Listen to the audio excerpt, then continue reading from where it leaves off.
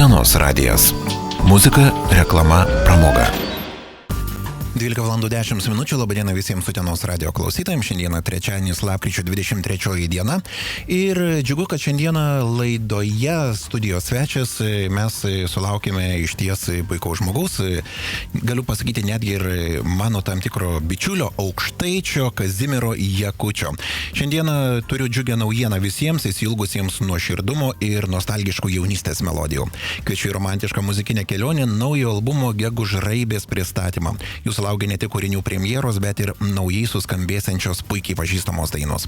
Jaukiai pasišnekučiuosime, prisiminsime mylimas tėviškės ir šilčiausias vaikystės akimirkas. Į savo koncertinį turą kviečia Kazimieras Jakutis ir šiandieną studijoje prieš muzikinį koncertą, kuris vyks jau gruodžio 4 dieną Utenoje kultūros centre. Kazimieras atvyko į Utenos radio studiją. Sveikas gyvas, Kazimierai. Labas visiems. Gera matyti tave ir iš ties šiandieną, kaip anonsavau, ne vieną kartą Utenos radio eteryje, kad bus ne tik tai pokalbio, bet ir dainų. Šiandieną Kazimieras atvyko ne vienas su gitara, galbūt net ir gitara turi savo vardą. Kaip ir ne, bet Linai, kai tu paklausai važiuojant, ar jūs dviese atvažiuojate, aš taip pasimečiau, galvoju, vienas, kas čia antras, sakai su gitara, tai valio, dviese.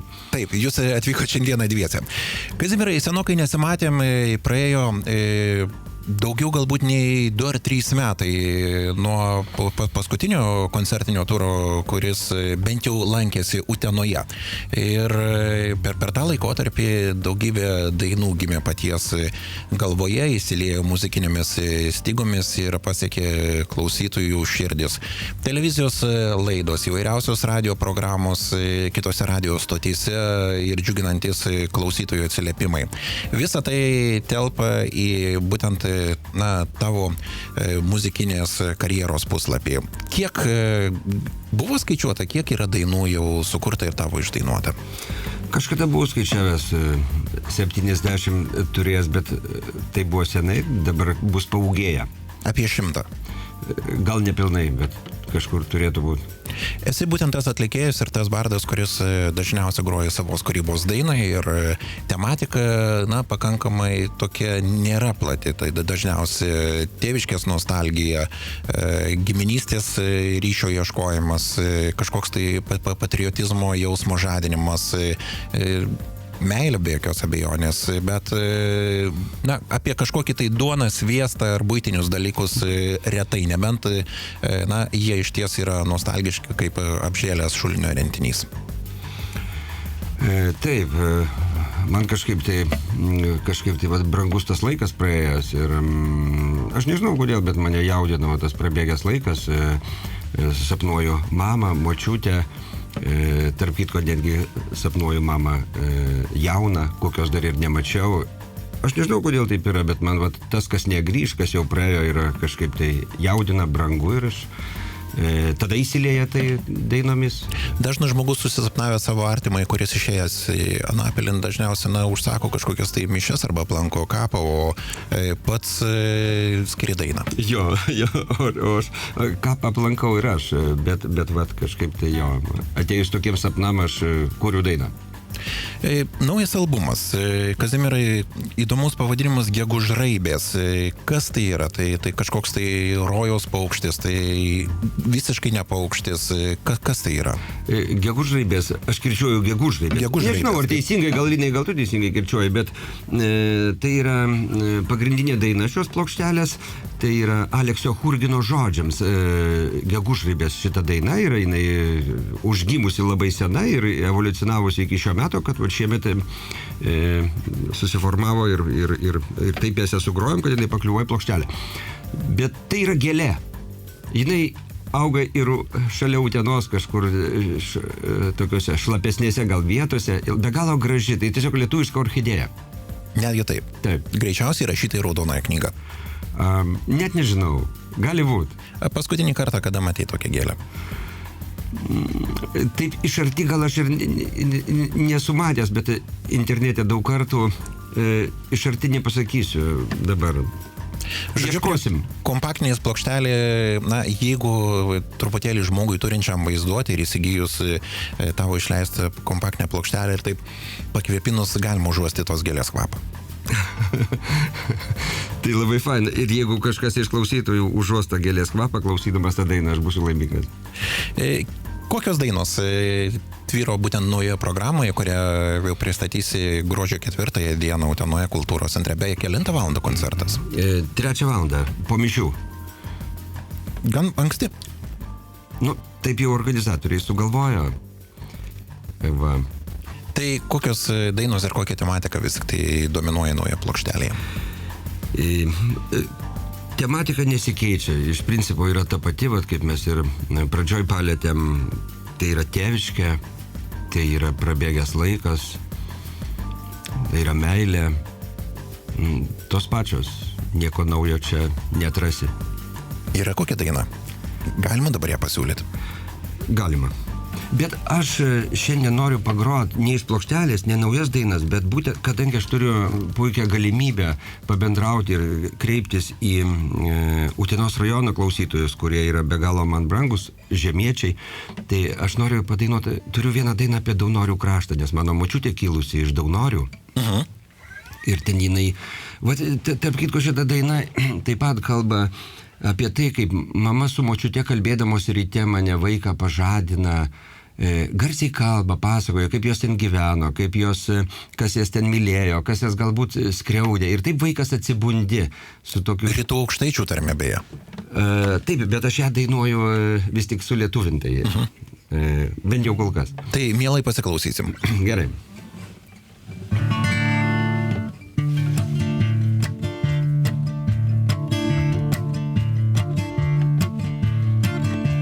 Pažadink, mama, dar mane žemuogių pilnom rieškučiom, garsiom kalbom su močiute, pasakojimais iš dūšios. Minėkit pavardės, vardus žmonių, kurių seniai jau nėra. Stundžius, šimkūnus ir barkus, Daunorių krašto kavalierius. O aš klausysiuos ir verksiu ir slėpsiu ašaras, juk vyras, ir įsivaizduosiu tuos namus, kur jums kiekvienas kampas mielas, kur ant prišilusių skadų mažas kojytės greit sušildei. O mama, dar tave girdžiu, Daunorių tave myliu. O Dieve, kur mani namai? Ar ten, kur stūkso bokštai mūro? Ar ten, kur prie langų ilgai dvi akys manęs grįžtant žiūri? O Dieve, kur nukeliavau? Ir ar suspėsiu dar sugrįžti? Ar baltą staltiesę ištrauks kas nors iš skrynios, kaip vaikystėj? O Dieve, kur mani namai? Ar ten, kur stūkso bokštai mūro? Ar ten, kur prie langų ilgai dvi akys manęs grįžtant žiūri? O Dieve, kur nukeliavau? Ir ar suspėsiu dar sugrįžti? Karbaldas staltiesę ištrauks. Kas nors iš skrynios, kaip vaikystėj. Kas nors iš skrynios, kaip vaikystėj. Kas nors iš skrynios, kaip vaikystėj. Bravo. Kazimierai, noriu iš karto pasiteirauti, kaip pats groji tokias dainas, kurios, na, pats minėjai, surištos net ir, na, suasmenintos jau faktiškai tos dainos yra. Ar būna taip, kad užspaudžia ir balso stygas ir, na, sunku net ir išdainuoti apie tai, ką nori išlieti? Būna visko. Būna, esi kažkada tai žvalus, linksmas ir pasitikintis savim būni. Optimizmo toksai kupinas ir energijos, bet... Jo, būni sužlugdytas, būni neviltyje ir panašiai. Ir, žmogus tai padarytas, kad jis pilnas įvairių būsenų, emocijų ir visko būna ir visko pasitaiko. Ar visos dainos yra susapnuotos ir būtent po sapnų nori jas išdainuoti? Ne, įvairiai. Kaip gimsta dainos pas tave? Vieną papasakojau kaip ne, bet... Taip. Gal, tai šitą taip gimė kažkaip nuo idėjos po sapnų, bet būna, kad gimsta tiesiog melodija, kuri tavo ateina ir kurie tu griebi gitarą, o gitaros nesant diktofoną, dabar telefonuose visuose diktofonai, ir ta melodija, kad ji nepabėgtų, įsirašai, nes jeigu jos neužsirašysi, gali jinai dingt, pabėgti. Kaip suprantu, su gitara visur keliauji ir vos tik tai, užsidega lemputė galvoje, iš karto čiumpiai ir bandai kažką tai išbraukyti stygas.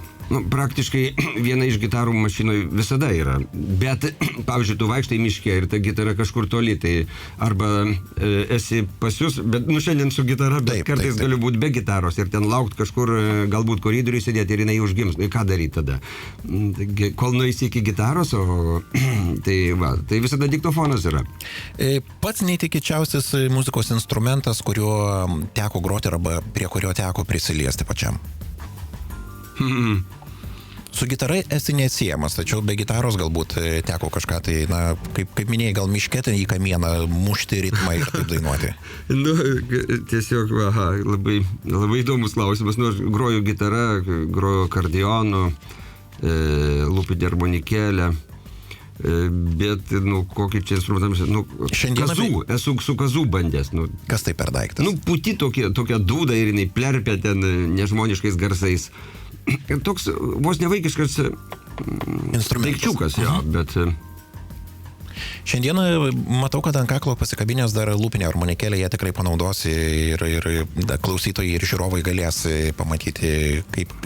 Ar būna improvizacijos kažkokios, nes, aš suprantu, koncertas, repeticijos, pasiruošimas, daug valandų praleista studijose, tačiau kitą kartą norisi pradėti džiazuoti ir tas be galo, ko gero, iš tikrųjų, kai jauti, kaip džiazuoji, užkabina ir pačiam tenka taip, pavadinkim tą žodį, džiazavimas.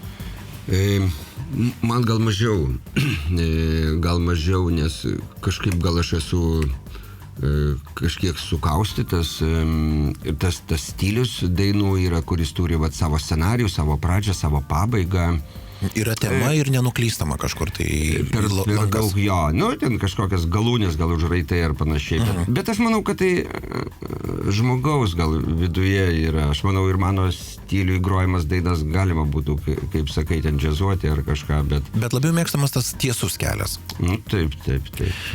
Kol groji pirmą dainą, aš pavarčiau ir naują albumą ir, pats rašai, čia aš pagulbis, tavo atvaizdas tyram vandenį, tavo mintys ir žodžiai, tavo slaptos svajonės ir nerimas, pabūkim kartu liepom šlamant tyliai vasaros naktį.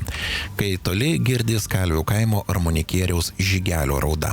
Žygelio, kuris paties jau nebėra, tik harmonikos garsų aidas atsklinda iš tos pusės, kai gerai įsiklausai. Pastovėkim po vidukiemio į didžiąją peiginę liepą. Naktis tesugeria dienos žodžius, vėjas prakalbina ir skardinį stogą ir tavo ranka netyčia pakliuvus į mano šiltą delną. Te pabus dar ir tegul atrodys, kad nors akimirkai pavyko pasaulį paversti savo namais. Daug šilumos įdėta į tavo šiuos žodžius. Tai ne tik apie namiškius, ir net apie tuos senuosius, galbūt net ir gimtojo kaimo muzikantus ir tuos žmonės, kurie pats kvieti, kad pajaustum tą pertikimą muzikinę dvasią. Jo, šitie žodžiai yra gimę prieš 8 gal grubiai metus, jie yra gimę Pagulbėje, mano sodyboje, kuri yra Molėtų rajone. Yra jinai dar?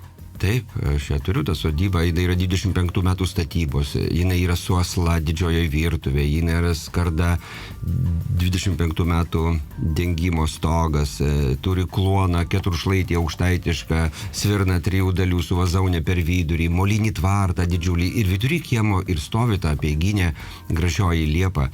Ir tas Kalvių kaimas, jis tikrai yra už kokių 2 gal kilometrų ar kilometro nuo Pagulbė ir vakarais girdėdavosi iš ten harmonikos. Žygelio to. Jo, būtent Žygelio.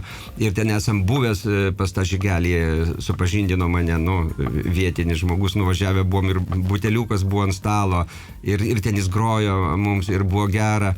Ir paskui žinau, kad jisai mirė, jo nebėra. Buvo mintis Pagulbio kaip ir atsisakyti, neberengti Pagulbio festivalio, kuris traukė aplinkinius, ypač Utenos krašto žmonės, kurie nebeingi tokiai kūrybai ir iš kitų Lietuvos vietų suvažiuodavo ir iš ties, būdavo toks gražus kermošius. Ar būdavo? Nebėra tos minties atsisakyta jau. Kaip, aš niekam nesu nieko įsipareigojęs, aš niekam nedavęs jokių priesaikų, aš tai dariau ne dėl kažkieno, kaip galbūt kažkam tai atrodytų, aš tai dariau dėl savęs, man tai buvo gera, man buvo be galo gera Pagulbė, turėti tą sodybą, 25 metų dar kartą kartojasi, kuri, taip gražina į vaikystę ir taip kvepia tas šienas ir visa ta aplinka, visa ta aura, jinai nukelia tiesiog 30-40 metų atgal. Ir man buvo labai gera ir aš negalėjau su tuo nepasidalinti, su visais tais, kurie irgi tai supranta, jaučia ir ilgisi. Bet tiesiog, įsisėmiau 10 metų, jūs turbūt irgi žinot ir kiekvienas supras, kas ką nors daro, kaip yra sudėtinga ir kaip yra sunku ne tiek ką nors pasiekti.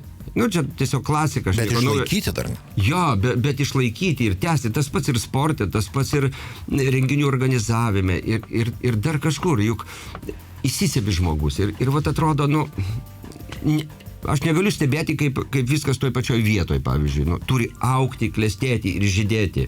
Tai gal nesugebėjau to padaryti, augimo ir kažkaip man... Natūraliai taip ir viskas... Jo, ir taip užsibaigė, ir kam daryti dirbtinai, kai kažkokia, kai jau lauki bus atlaidai ir lyg tai tavęs našta kažkokia laukia, žinai, kam to reikia? Žmogus gimęs džiaugsmui, ne naštai nešioti.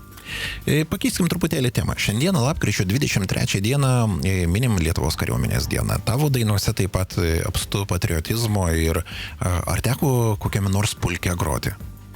Teko. Sveikinti kariškius ir tai perduoti žinią ir įkvėpti jų patriotizmo, saugoti Lietuvą, kad būti atsidavusiems savo šaliai. Teko mane, pulkas Jonavo Rūklo yra kažkada kvietęs pagroti ir aš atsimenu... Nepabėgėlių tas. Kitas. Ne pabėgėlių. Kariškių, jo. Supratau. Gal tada dar pabėgėlių nebuvo, nežinau nuo kada ten tas pabėgėlių, o gal ir senai. Tai va, ir teko dainuoti, ir dar atsimenu, tada dainavau tėtės dainą, tokia, ji apie karą yra, bet aš dabar jos nepagrosiu, bet labai faina tokia tėtės daina. Pievelė žalioji ėjo senis su barzda, pafrontės drąsuolis karys. Šypsena žvalia, jis paprašė merginas, šalto vandenėlio jam neatsakys. Nežiūrėk, miela, kad tankim barzda, juk vandens įpilti nebaisu. Kariui menknikis barzda, fronte augusi kieta, jaunas linksmas aš vaikinas dar esu. O sakėt, nepadainuosit, bravo. Ir tokia reta daina, ar jūs kur girdėjote šitą dainą? Ne, tiesą pasakius tikrai ne. Tikrai. Ir apie barzdą galų gale kareiviui, tai iš ties labai. Kazimierai, tai gal dabar jau sulūpinė armonikėlę, ką nors klausytojams ir žiūrovams? Galim, gal ir padainuokim tada tam kareiviui, Lietuvos kareiviui, kuris būdi sargybai. Ir šiandieną visi kariškiai, visi nebeingi savo šaliai mini Lietuvos kariuomenės dieną. Ir aš linkėdamas kareivėliams tos, vis tiek jie ilgisi šilumos, būdami toli nuo savo artimų žmonių, nuo mamų, nuo mylimųjų. Ir aš jiem linkiu, kad šitos žodžius, kuriuos aš dabar padėsiu, kad jie kuo dažniau išgirstų. Ar grįžę namo visada išgirstų. Avansu pasakau, tai žodžiai, kaip man gera su tavim. Duokdie, Kazimieras Jakutis, Utenos radio eteryje.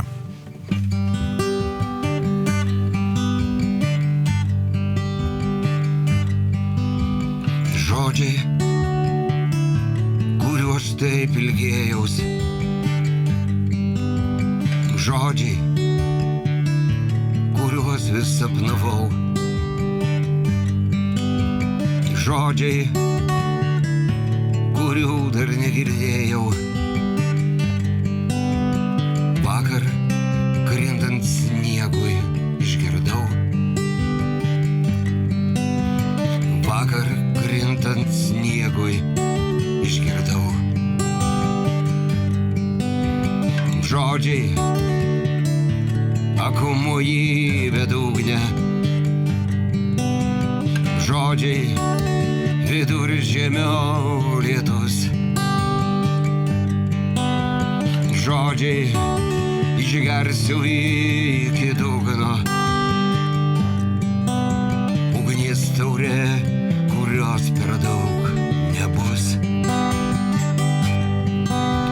Ugnies taurė, kurios per daug nebus.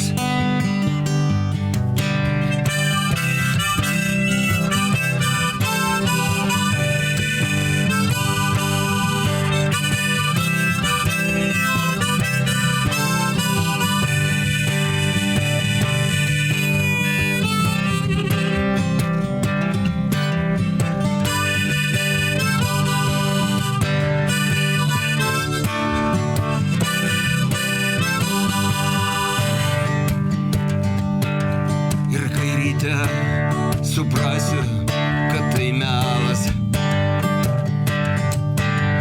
Stalo trupiniuos gulės taurė. Ir nieks man neįrodys, kad tai sapnas. Aš dar dabar girdžiu.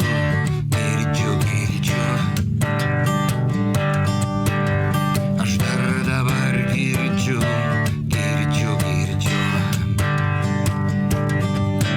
Kaip man gera su tavim. Kaip man gera.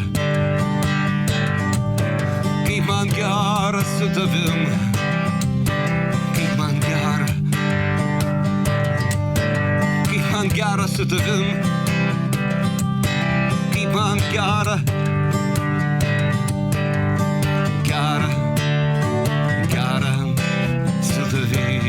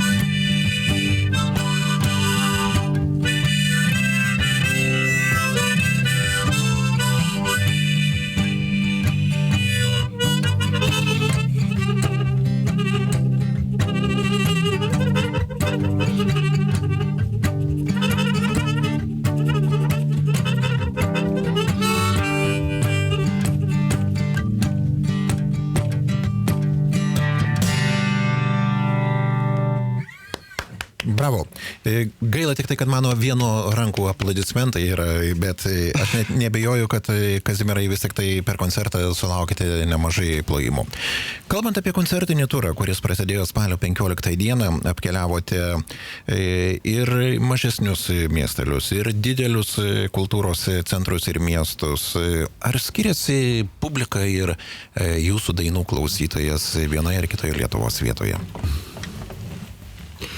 Kažkaip anksčiau taip skirsidavau ir sakydavau, kad lyg tai skiriasi, bet dabar kažkaip šį rytą, jau ne rytas, jo?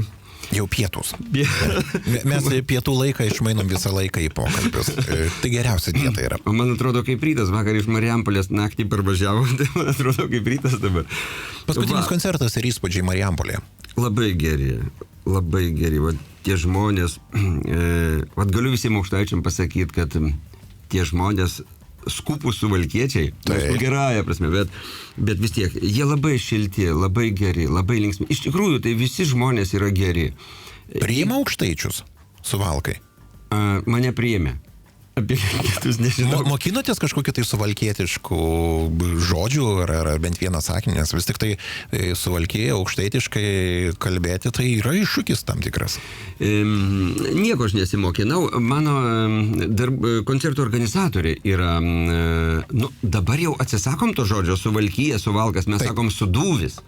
Jau jie save sudūviais vadina, ir mes turim priprasti vėlgi prie tokio pokytimo. Gerai, kad aukštaičiai mes nesikeičiam. Aukštaičiai buvom ir aukštaičiai liksim, ne? Be abejo. Nieko aš nesimokinau, bet tie žmonės tikrai labai šilti ir jie, labai mes gerai pabendravom. Fain, tikrai.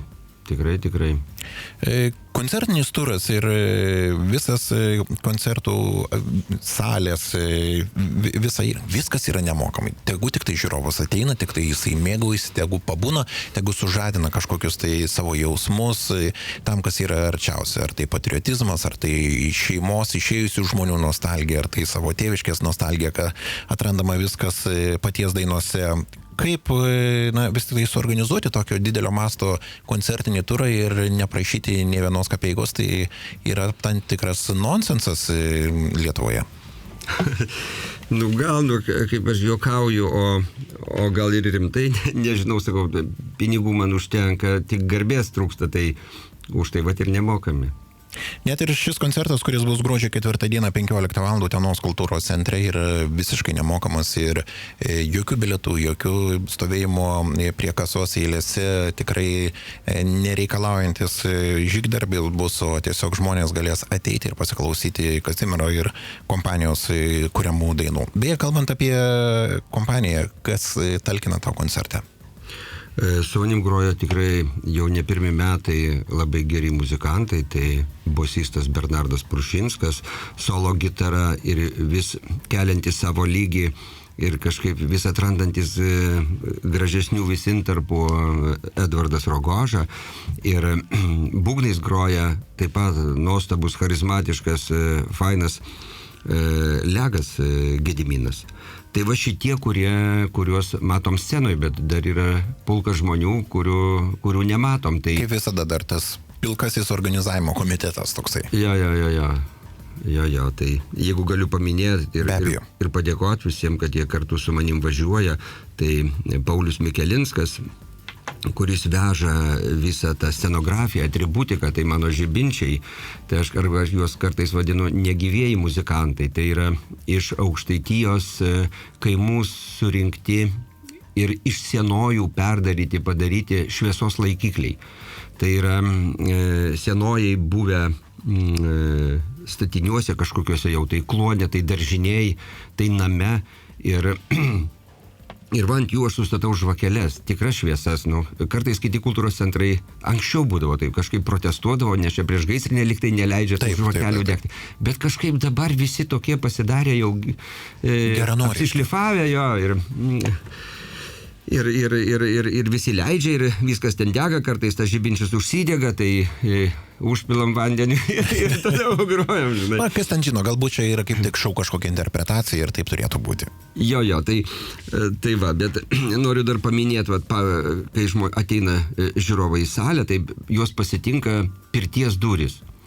pirties durys ir jos tokios tikros pirties durys išimtos su savo staktom ir žmogus įeidamas jos stovi ant durų, žmogus įeidamas turi nusilenkti liktai anoj pusėje ir palikdamas savo didybę ir ateiti čia švarus, geras ir mes koncertas tai yra... Nestovit su vantom dar, kad tikrai švarus būtų žmogus, neišvanojat. Stovim su sielos vantom. Aha. Ir mes išsivanojam ir būnam visi labai geri, tokie po koncerto kaip po mišių. Apsikabinam, žodžiu, tokia gera, šilta atmosfera ir kad man pavyksta tai suteikti žmonėm padaryti, aš jaučiuosi labai laimingas. Kazimierai, piknaudžiausiu jūsų geronoriškumu ir matau, kad atsivežėt ir dėkoju, kad padovanojate Utenos radijo ir man asmeniškai savo kompaktinę plokštelę. Ar mes galim klausytojui ir žiūrovui padovanoti bent vieną plokštelę? Tai galim. Būtų labai malonu. Taip, mūsų pokalbis kol kas vyksta tiesiogiai, todėl noriu drąsiai siūlyti klausytojams, tie, kurie dabar klausosi mūsų, skambinti į studiją telefonu 64111, miesto kodas 8389 ir paskambinus atsakyti. Gegužraibis. Mes įsiaiškinome, kas tai yra per daiktas, su kuo jis yra valgomas, dabar įvardinkite jūs. Kas įvardinta būtent gegužraibės pavadinime, kas tai yra.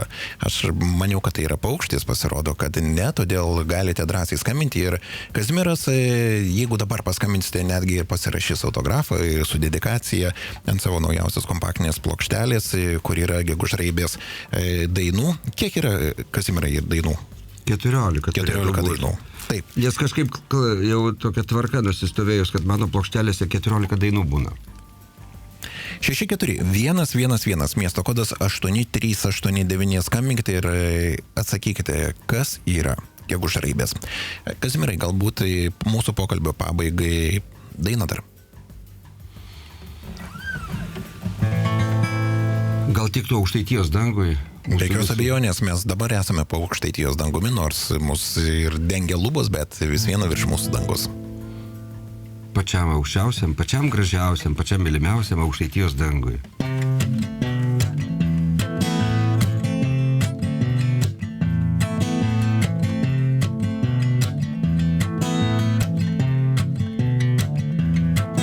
Netiesa, aš galbūt ne visai pavargau, ne visai dar gyvenimas mano apkarto.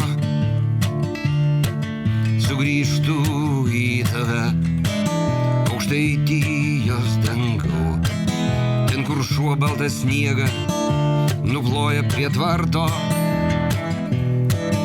ten įskilęs dubuo, ten ledinė sriuba, kur šunelis nespėjo vakarienės išlakti, ten iš raidžių dėliota gimtoji kalba, kvapas žibalo keliant nusvilusią daktį, ten balti avinėliai per kūčias ant langų ir ant stalo tenai avinėliai baltuoja. Ten lig šiol gale gryčios, akmuo po sniegu, su iššalusiais pėdsakais mūsų vaikiškų kojų. Sugrįžtu į tave, mėliai žvaigždės žibės, į tamsybės nuskendusiai viduržemio šaliai, lyg belaisvis koksai iš juodosios gelmės, vėl žiūrėsiu aukštyn, kur dievai visagaliai.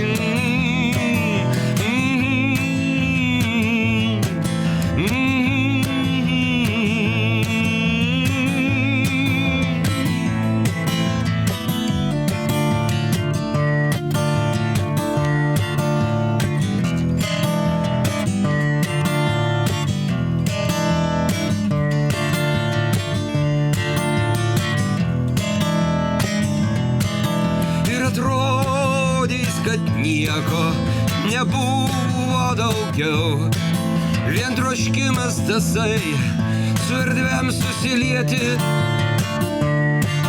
Sugrįžtu į tave,